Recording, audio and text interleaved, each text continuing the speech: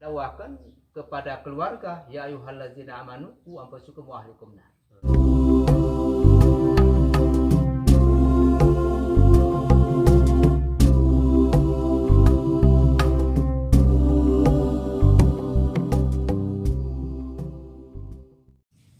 Assalamualaikum warahmatullahi wabarakatuh. Kembali lagi di channel YouTube Pejuang Dakwah Agara. Karena hanya di channel ini kita akan membahas bagaimana perjuangan seorang dai dalam menyampaikan syiar-syiar agama Islam di Kabupaten Aceh Tenggara. Kali ini kita akan berbincang perjalanan dakwah seorang ustadz, seorang tengku, yaitu pimpinan Pondok Pesantren Darul Muhabbah. Bagaimana kisah perjuangan beliau dalam menyampaikan syiar-syiar agama Islam di Kabupaten Aceh Tenggara. Tetap ikuti channel YouTube Pejuang Dakwah Agara.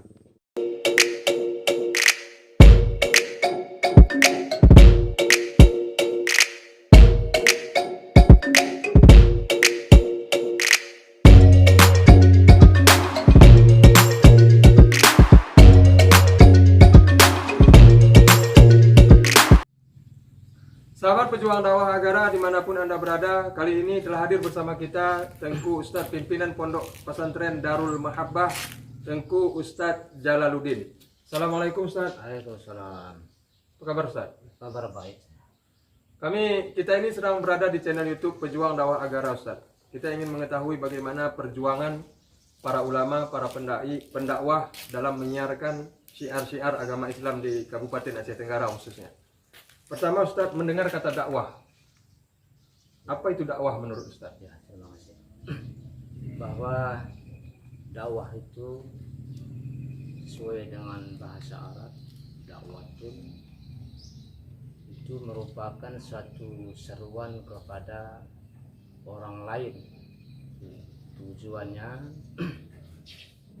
menyeru kepada orang lain untuk mengajak beriman dan taat kepada Allah dan berakhlak yang baik sesuai dengan tuntunan agama Islam atau sesuai dengan tuntunan syariat Islam. Kemudian tujuan dakwah itu merupakan salah satunya untuk melamatkan orang kepada jalan kebaikan, kebahagiaan dunia dan akhirat sesuai dengan perjuangan Rasulullah dan para sahabat juga, yaitu mengembangkan Islam itu secara dakwah. Iya. Jadi Ustadz, itu dakwah menurut Ustadz. Sejak kapan mulai berdakwah di Aceh Tenggara Ustadz? Ya, kalau saya lebih kurang mulai tahun 2003 lah di awal. 2003 awal. Udah mulai berdakwah Ustadz? Mulai dakwah. Lantaran pada awal 2003 itu saya pulang daripada bidang studi pendidikan di pesantren Darussalam Labuan Haji. Pondok Pesantren Labuan Haji. Di Aceh Selatan yang dikenal dengan pesantren Syekh Mudawwali Al-Khalidi. Tahun itu di awal saya mulai berjuang ataupun berdakwah di Aceh Tenggara. Itu mulai berdakwah. Ya. Berarti sejak 2003 hingga saat ini masih aktif Ya, berdakwah. insya Allah. Insya Allah masih aktif Ustaz. Bisa diceritakan Ustaz, bagaimana sih suka dukanya menjadi seorang pendakwah? Suka dukanya seorang pendakwah itu sebenarnya di dalam perjalanan itu juga sebagai pendakwah itu juga ada rintangan sebenarnya. Ada rintangan. Tidak sesuai kadang seperti yang kita inginkan. Misalnya dalam perjalanan itu juga kadang ada jadwal ataupun dakwah. Kadang suatu saat kita pergi telah cuaca dan juga iklimnya hujan. Kemudian tegala kita mendatangi tempat-tempat yang diundang, kadang mati lampu, kadang yang kita harapkan begitu satu tempat itu penduduknya ramai, tiba-tiba kita waktu dakwah nggak ada orang, begitu yang kita harapkan rame, ndak pun dia rame, agak lumayan lah. Tapi nampaknya antara kondisi itu kadang musimnya musim hujan, kadang ndak pun musim hujan nanti lantaran minat daripada orang itu belum dia memahami bagaimana itu dakwah, dia itu tidak terpanggil hatinya untuk mendatangi tempat-tempat dakwah itu ataupun tempat tabligh itu, pengajian itu. Untuk itulah Ustadz, beberapa Ustadz saat ini mengembangkan dakwah melalui media massa seperti Facebook, Instagram dan Twitter. Menurut Ustadz, dakwah melalui media massa cocok tidak diterapkan di Aceh Tenggara dengan kondisi masyarakat yang seperti ini? Menurut saya begini ya, bahwa dakwah itu ada yang mempunyai metode. Ada metode. Yang pertama ada dia sifatnya dakwah itu dalam bahasa Arabnya itu dakwah fardiyah. Dakwah fardiyah. Pengertiannya bagaimana? Dakwah fardiyah itu mendakwahkan seseorang itu kepada seseorang. Dalam arti kata intinya kita mendakwahkan itu satu orang kepada satu orang. Satu orang ataupun kepada teman. Ataupun dalam hal sesuai dengan tuntunan di dalam Al-Quran. Dalam Al-Quran bagaimana? Kita dakwahkan kepada keluarga, ya ayyuhallazina amanu qu anfusakum wa ahlikum nar. Wahai orang-orang beriman, peliharalah keluargamu daripada api neraka. Berarti keluarga dulu, keluarga. Jadi dalam dakwah secara fardiyah itu kan terbatas orangnya. Sebenarnya intinya pertama kepada keluarga, itu juga dakwah. Intinya. Jadi ada yang menganggap Ustaz bahwa profesi dakwah itu hanya sebagai profesi, maksudnya. Dakwah itu sebagai profesi, bukan kewajiban bersama. Artinya ada orang berpendapat bahwa dakwah itu tugas Ustaz saja gitu. Bagaimana menurut Ustaz? Kalau kita lihat daripada hadis Rasulullah, sebenarnya bukan terfokus kepada Ustaz. Berarti dia bukan profesi. Yang di sana itu kan istilahnya umum itu makanya ada dakwah itu, ada dia metode dakwah itu secara ammah, umum. Sedangkan di sana dikatakan Rasulullah kan sudah jelas, man ra'a minkum mungkaran falyughayyirhu biyadihi. Betul. Itu sepintas.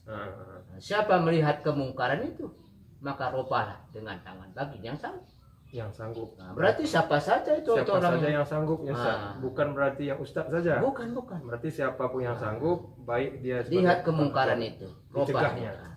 Kalau dia mampu dengan kekuasaan, kalau dia memang memegang kekuasaan. Kalau enggak, sudah jelas. Seandainya dia tidak sanggup, ya berarti dengan pilihan. Kalau secara kita lihat di zaman sekarang ini, para ulama itu kebanyakan dengan pilihan. Secara kekuasaannya karena terbatas dia. Antara dalam pemerintahan kita itu sudah ada semua tugas-tugasnya kan. Betul. Kalau sekurang-kurangnya kita berdakwah itu melihat kemungkaran itu, kita membenci kepada itu selemah-lemahnya. Di dalam hati kita membenci perbuatan itu. Melihat kemungkaran itu makanya dakwah itu sebenarnya bukan terfokus kepada Ustaz saja. Bahwa secara media juga itu juga sebagian daripada dakwah. Media juga cocok diterapkan sebagai media dakwah. Lantaran kita lihat saat sekarang ini kemajuan teknologi sekarang, bahwa secara misalnya seperti dakwah dakwah secara filisan, ada dakwah dia itu secara tulisan, secara media, cocok dia. Yang penting dia secara media itu baik ya secara internet, baik dia secara channel YouTube. Yang penting dia tujuan itu mengarah kepada secara syariat dia, membawa kepada kebaikan. Itu juga dakwah. Betul. Jadi di masyarakat Aceh Tenggara ini Ustaz, dia masyarakat yang majemuk, artinya terdiri dari beberapa suku Ustaz. Jadi selama ini Ustaz menerapkan metode apa untuk menghadapi beberapa macam suku yang tinggal di Aceh Tenggara? Metodenya itu kita terapkan, inilah perlunya seorang pendakwah. Sebaiknya seorang pendakwah itu di Aceh Tenggara beberapa suku kita menguasai itu suku. Sebaiknya seperti itu Ustaz. Sebaiknya begitu. Kenapa? Supaya dia meresap apa yang kita sampaikan, walaupun dia mengerti bahasa Indonesia. Betul. Itu yang lebih menerima dia waktu kita dakwah. Berarti metode yang Ustadz terapkan selama ini, Ustadz berusaha menerapkan berceramah, mendakwah itu sesuai dengan bahasa mereka. Dengan bahasa mereka. Itu berhasil, Ustaz? Mudah-mudahan lebih gemar dia begitu. Lebih gemar dia begitu. Kita lihat kondisi yang orang yang kita dakwahkan itu. mereka Kita berilah bagian masing-masing. Kalau ada memang pemuda banyak, kemudian gadis, kemudian orang tua, kita beri masing-masing bagian supaya dia itu terasa begini sebenarnya dakwah. Kalau khusus dengan orang tua, kadang kita berikan secara dakwah kita kepada orang muda, kadang ada gitu menerima dia. Iya, betul. Kalau orang muda itu kadang diberikan humor, diberikan bagaimana dia supaya tertarik dia. Gini sebenarnya dakwah katanya. Jadi Ustaz, ada orang Ustaz. Ya. Misalnya dia secara ilmu sudah matang, ingin menjadi seorang pendakwah. Jadi menurut Ustaz, selain ilmu, apa yang harus disiapkan bagi sahabat pejuang dakwah yang mungkin ingin menjadi seorang pendakwah? Secara ilmu sudah mumpuni, nih. Saya ingin menjadi pendakwah. Menurut Ustaz, apalagi selain ilmu yang disiapkan? Selain daripada ilmu, kalau kita lihat daripada pelajaran ilmu tasawuf itu memang pada hakikatnya dengan ilmu dulu. Iya, ilmu pertama. Itu yang pertama. Setelah itu sudah kita miliki ilmu, ini perlu juga kita siapkan mental yang kuat ya Ustaz. Itu. Iya. Dan keberanian. Walaupun kadang kita memiliki dah ilmu,